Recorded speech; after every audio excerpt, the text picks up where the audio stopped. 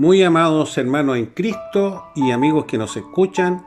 es un gusto de saludarlos a la distancia y permitirme por este medio fortalecer los lazos espirituales en el conocimiento de la palabra de Dios, especialmente en este año, que estudiaremos el libro de Números para nuestro Ministerio MEN 9322 y para otras misiones del mundo evangélico. Que el amor y la paz de nuestro Señor Jesucristo sean en cada uno de ustedes. Lo desea como siempre su pastor John Charles Reyes.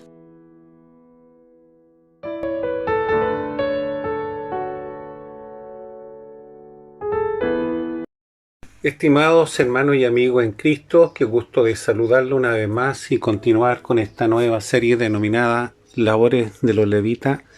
serie 1. Te invito a abrir tu Biblia para dar lectura al libro de Números, capítulo 4, versículos del 1 al 6. En esta oportunidad meditaremos sobre este interesante tema. Recordemos que desde Egipto la mano poderosa de Yahweh se hizo presente en la inesperada travesía en medio del desierto con destino a la tierra prometida, y donde comienzan desde el monte de Sinaí a censar para luego organizarse en el aspecto militar y sacerdotal, un estilo de vida basado en la justicia y santidad, de manera que los primogénitos redimidos eran elegidos, preparados para el servicio de Dios y del tabernáculo,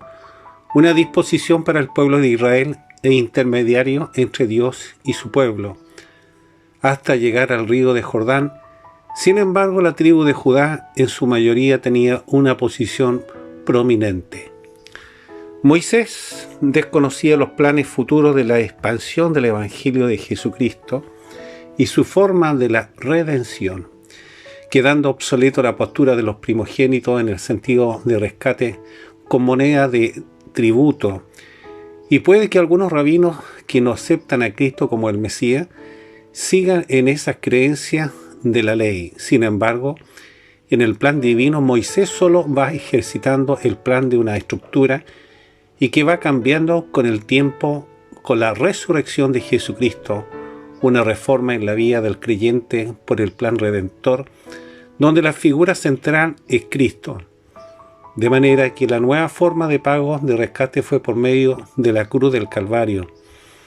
el primogénito de entre los muertos, profetizado en tiempo de David, especialmente en Salmos capítulo 89, versículo 27, y que dice: yo también le pondré por primogénito el más excelso de los reyes de la tierra. El primero, lo mejor, lo santo, lo saludable, otorgando la salvación a judíos y a gentiles,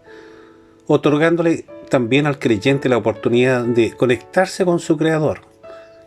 con la presencia del Espíritu Santo que va permitiendo un cambio espiritual en el corazón del hombre arrepentido, la nueva estructura de la gracia, sin circuncisión y sacrificio de animales, sino con el nuevo tabernáculo que es el corazón del hombre regenerado y receptor de la presencia del Señor, haciéndolo el nuevo sacerdote salvo por gracia, un creyente que pasa a ser parte del nuevo pueblo santo por la obra redentora. Léase en Apocalipsis capítulo 1 versículo 5 y que dice: y de Jesucristo el testigo fiel, el primogénito de los muertos y el soberano de los reyes de la tierra, al que nos amó y nos lavó de nuestro pecado con su sangre. Comencemos con el título 1, denominado Requisito para servir en el tabernáculo, versículos del 1 al 4.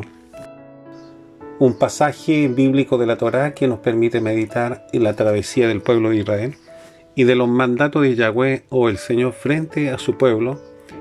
Para ello Dios usa a Moisés en un contacto estrecho siempre en el tabernáculo de reunión. Era el vocero principal desde el momento que le habla frente a la zarza ardiendo, luego en el segundo año después de haber salido de la tierra de esclavitud en Egipto, en un plan estructurado de la nueva administración del pueblo, especialmente la administración sacerdotal, dejando a la tribu de Leví solo para el servicio de su adoración y servicio religioso, un sistema de vida estructurada a la genealogía de la familia de la comunidad de los levitas. incluyéndose a los primogénitos rescatados o redimidos de las demás tribus, para presentación de adoración y protección de Dios y al servicio del tabernáculo. Todo este sistema en camino a Canaán, la tierra prometida. Léase en Éxodo capítulo 13, versículo 13, y que dice: mas todo primogénito de asno redimirás con un cordero, y si no lo redimieres, quebrarás su cerviz, también redimirás el primogénito de tus hijos. Iremos analizando este pasaje bíblico para mayor información, comenzando con el versículo 1, y que dice: durante esta travesía en el desierto, el pueblo de Israel avanza escapando de la esclavitud de Egipto. Mientras tanto, a Moisés Dios lo capacita en instrucciones como debían adorarlo y administrar la comunidad israelita. Estas instrucciones fueron dadas en el monte del Sinaí y luego en el tabernáculo o tienda de reunión después de haberlo construido. Para ello necesitaría creyentes temerosos y diligentes que obedezcan con prontitud las instrucciones, sabiendo que el salvo ha sido perdonado por la obra redentora, por lo que nos impulsa a mantenernos en el camino de justicia y santidad, creciendo siempre en la fe y en el amor por Dios y al prójimo. Con respecto al versículo 2, podemos decir que nos permite verificar los censos de Moisés que lleva a cabo para la clasificación de los varones y de la familia. Era un orden y recolectar el impuesto de medio ciclo, y que fue necesario para la construcción del templo, de modo que en el conteo del censo se extendió por tribus y agrupaciones más pequeñas, como el caso de la familia y de los hijos de Coat, que eran hijos de Leví, un dato estadístico de la cantidad de miembros y poder ejercer alguna actividad con ellos, de modo que la organización en esa comunidad israelita era fundamental, porque cada integrante tenía funciones a desempeñar en el templo, considerando la familia y la casa de los padres de esa tribu. Con respecto al versículo 3, podemos percibir la preocupación de Moisés de verificar y ejercer la regla de la edad, que implicaba que estos varones de Israel asumían la responsabilidad de pagar medio ciclo para el templo, además que se dejaba apto para las funciones bélicas. Fue un empadronamiento militar. En cambio, para la tribu de Leví, indicaba una edad madura, debían ser empleados para los servicios del tabernáculo, edad que refleja la vitalidad y dar primicia del vigor. Sin embargo, eran instruidos desde pequeños, luego a los 25 años, para emprender en el servicio público a los 30 años de edad. Léase el número 824, edad para entrar al templo, que requería los 30 años. Esta regla estaba abocada a los levitas de la tribu de Leví, y que tenía las funciones de transportar todo el armazón y de los accesorios o utensilios sagrados del tabernáculo. Por tanto, estaban destinados a servir a Dios en ese lugar, pero que debían ejercerlo con esa edad de 30 a 50 años, una edad que refleja la madurez física, intelectual y emocional, que lo hace más responsable en sus funciones o tareas asignadas con esmero y esfuerzo, una voluntad de amor y de sacrificio. Léase en Primera de Crónicas, capítulo 23, versículo 3, que dice: fueron contados los levitas de 30 años arriba, y fue el número de ellos por su cabeza contado uno por uno, 38.000. Debemos señalar también que en el nuevo sistema de la dispensación del Evangelio tenemos el claro ejemplo de Jesucristo, Yeshua, que comienza su ministerio a los 30 años de edad cumpliendo la ley, una ordenanza levítica en el sacerdocio, costumbre que se mantiene en el grupo de rabinos, debido a que es la edad para asumir responsabilidades. Reflexionemos con respecto a nuestra vida diaria y cotidiana, con respecto a estos versículos. En especial el versículo 1, nos damos una mirada en forma general y que nos permite ver cuán importante es para Dios nuestra obediencia y el temor, para lograr la sabiduría en nuestro caminar, como lo fue Moisés y Aarón, que fueron varones que guiaron a su pueblo en medio del desierto, permitiendo acatar la consejería o comunicación de Dios y poner en práctica, porque le aumentaría la fe, mantendría una buena relación con Dios, porque en medio de esa peregrinación veían la provisión y la protección de su Señor, de modo que Moisés dispuso su voluntad. Su corazón estaba agradecido y se disponía en obediencia con alegría, demostrando su gratitud y amor por todo lo recibido. Con respecto al versículo 2, podemos decir que aprendemos de un principio del orden de nuestras actividades diarias, como son los compromisos con nuestros vecinos y en la sociedad. Debemos ser organizados o desarrollar un plan de trabajo. Aunque podamos tener diferentes funciones o actividades, debemos de mantener una agenda de trabajo para ser más organizados, como lo hacían los levitas. Con respecto al versículo 3, al reflexionar, aprendemos de los levitas y de su labor que estaba regulada por las edades, una muestra de madurez y responsabilidad al servicio de Dios, porque el lugar que ellos habitaban o caminarían era santo, por lo mismo eran consecuentes en la delicada labor o ejercer sus labores a esos objetos sagrados en el tabernáculo. De la misma forma, cada creyente genuino es consciente de la labor delicada de honrar a Dios y de ser maduro en sus decisiones, de ser un siervo o sierva del Señor, cumpliendo su servicio con devoción. Léase en Lucas capítulo 3 versículo 23 y que dice: Jesús mismo al comenzar su ministerio era como de 30 años, hijo, según se creía, de José, hijo de Leví. ¿Cómo podemos aplicar esta palabra en estos tiempos? Con respecto al versículo 1, meditamos en tiempo de Moisés. Dios no se comunicaba directamente con cada creyente de la tribu de Israel, sino más bien elegía ciertos individuos para transmitir sus ordenanzas o mensajes, como lo fue con Moisés, o bien a su hermano Aarón. Una consideración que Dios percibe la intención del corazón del hombre, para demostrar su amor y protección para el pueblo elegido de Israel, como lo había demostrado sacando de las tinieblas a la luz, por medio del desierto, eligiendo a estos varones, temerosos y sabios, para guiar a su pueblo, verdaderos líderes.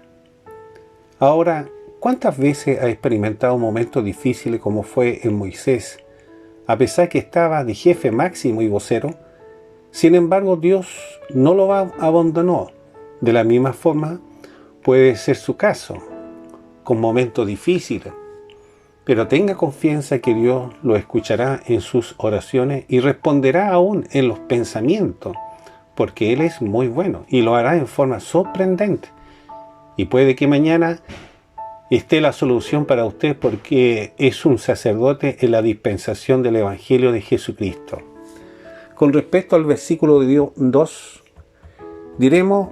que existe una relación a los registros de personas o familias de cada creyente genuino, y que debería llevar también el registro de nuestros gastos mensuales para evaluar qué se demanda más y cuál es el monto de gasto total, para controlar los gastos de poca importancia, de forma de generar un excedente a favor y organizar nuestros bienes en bien de la propia familia. Y en este caso, solo fue el censo de la familia de los hijos de Coat, hijo de Leví, porque ellos tenían funciones del templo y además la responsabilidad de proteger los objetos sagrados y la transportación del tabernáculo. Era el orden, pero todo organizado. Ese rol debía existir en el salvo genuino, de controlar nuestras tareas de gastos diarios, mejorando las proyecciones de la calidad de vida personal y familiar, además de la calidad como creyente. Con respecto al versículo 3, debemos de considerar que los levitas eran verdaderos líderes maduros que se esforzaban para cumplir sus deberes lo mejor posible, creciendo en fe para lograr desafíos del día de mañana. En cambio, existen muchas denominaciones que tienen normas para elegir sus sacerdotes y otras misiones eligen sacerdotes según su perfil. Si es un sacerdote carnal, usa sacerdotes carnales. Y esta es una norma, porque no tiene ninguna normativa oficial, solo de quien vaya dirigiendo su misión, que va cambiando según su periodo, despegándose de los principios bíblicos, permitiendo un sistema de nicolaitas, alejándose de la justicia y santidad. Y es donde existen sanciones cuando el sacerdote genuino desea purificar a los miembros con la palabra del Señor, un camino recto. De manera que la edad de 30 a 50 años es un rango de percibir que el sacerdote salvo puede ejercer una tarea en cualquier lugar, siempre y cuando lo dejan actuar en el camino de la santidad. Sin embargo, si existe un jefe mayor cuestionado por inmoralidad, de seguro que no permitirá que un subalterno hable de ese tema o de corrección de la membresía. De lo contrario, lo trasladará haciendo alusión a cualquier argumento perjudicando la sana doctrina. Estos son apóstatas o nicolaitas que están en contra de la Escritura, porque sus testimonios o hechos son capaces de juzgar, condenar y mentir, para aniquilar sin piedad, para solo mantener el poder o el liderazgo aparente, pensando que tienen una unción especial, pero son falsos sacerdotes, impetuosos, arrogantes y corruptos. Aún así, son capaces de postergar a hombres como un perfil de Juan el Bautista. Cuanto más se suman los años de servicio en ejercicio, que mantienen un cargo y exigen trabajar como un joven de 30 años, sin considerar el agotamiento que implica, exigiendo las facultades de la mente y del cuerpo en vigencia para resolver los diferentes problemas de esas funciones, y que debe ser respetado por su trabajo arduo, especialmente cuando sus fuerzas comienzan a desfallecer, y dejarlo para enriquecer de sus tesoros guardados para la amada de Cristo. Lamentablemente, durante estos años vemos la decadencia de las misiones cristianas, donde el vil dinero es más importante que la calidad del sacerdote, dejando libremente las puertas abiertas a la amistad, al nepotismo y a los placeres de este mundo. Y es donde los sacerdotes vuelven a la postura de Elí, que no corrigió el pecado de sus hijos, y estos usaron a la membresía para sus placeres y negocios. Como hoy en día, muchos no se atreven a predicar el genuino evangelio porque miran su responsabilidad como un trabajo, haciéndose cómplices con el pecado. Léase en 1 Timoteo capítulo 3 versículo 6 que dice: no un neófito, no sea que envaneciéndose caiga en la condenación del diablo. Ahora, hermanos y amigos, reflexionemos con este tema interesante a nuestros tiempos, en especial cuando el creyente es parte de la responsabilidad en ejercicio sacerdotal, que amerita una actitud de respeto y reverencia a Dios y a sus semejantes. Esta postura nos permite evaluar la antigua organización estructurada del pueblo de Israel en relación al nuevo sistema sacerdotal, comenzando con la dispensación del Evangelio, perseverando a la tierra prometida de la Nueva Jerusalén, donde el Señor o Cristo tomará dominio de su reino como el verdadero sumo sacerdote. De manera que en esta ocasión continuaremos con el tema labores de los levitas, esta serie 1,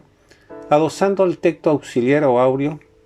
del Nuevo Testamento para darle la visión y la aplicación con el pasaje bíblico de Números, capítulo 4, del 1 al 6.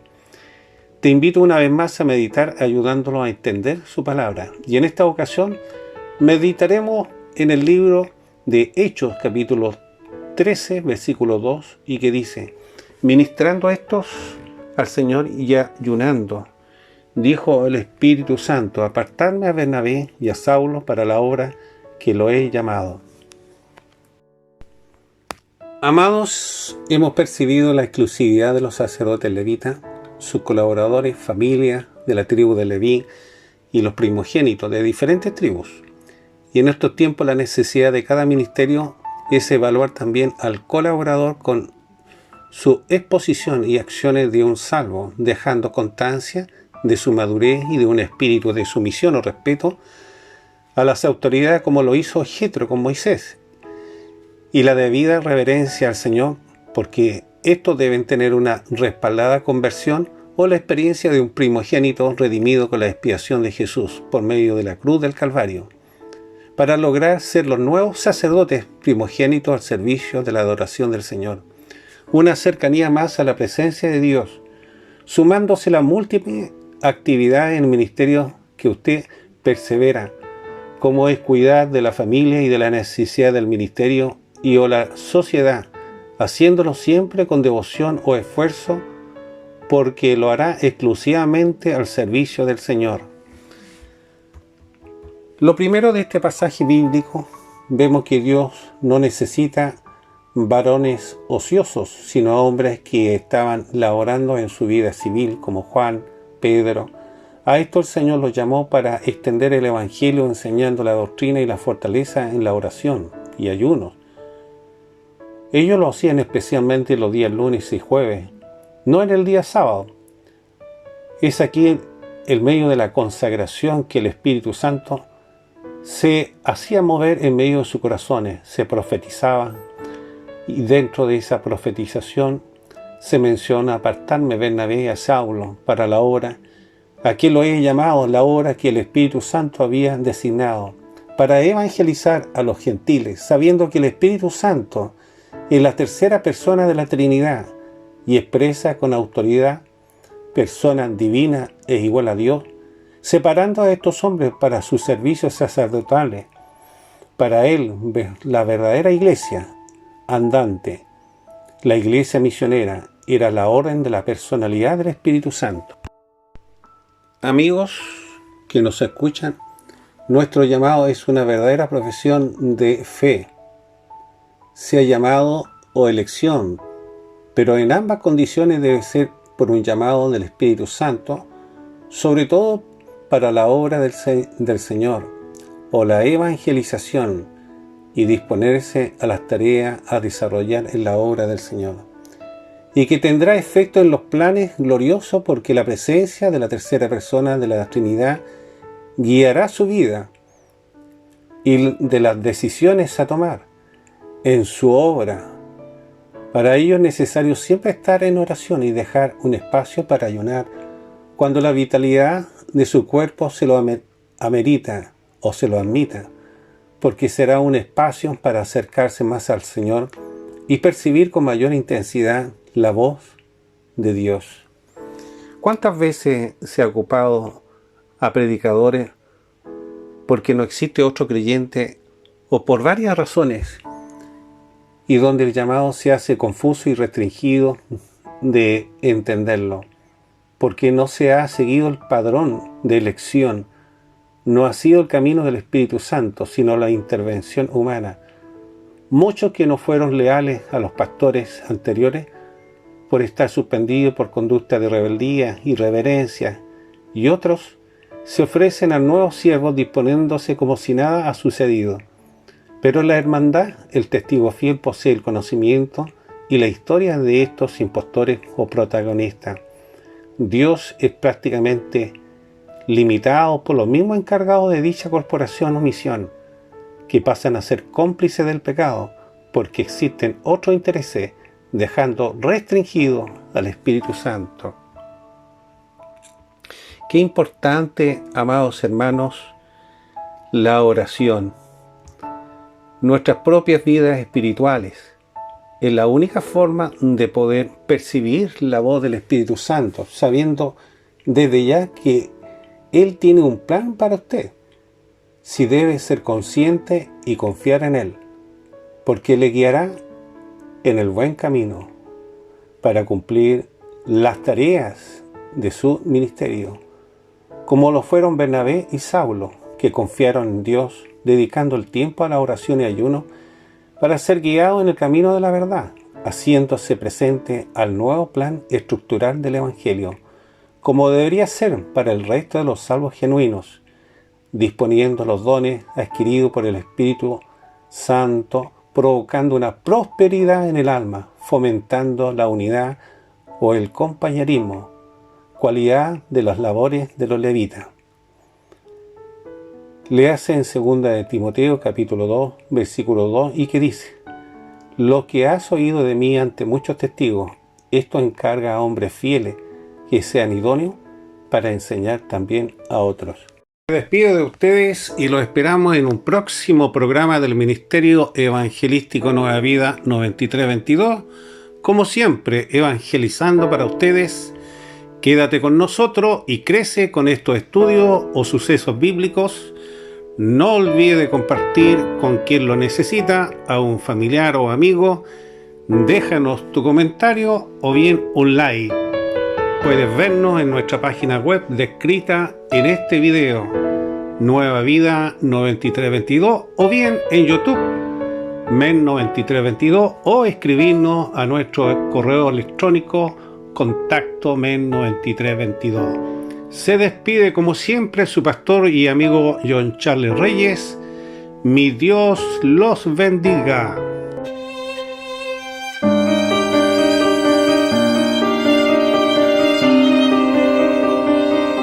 Yo soy un pobre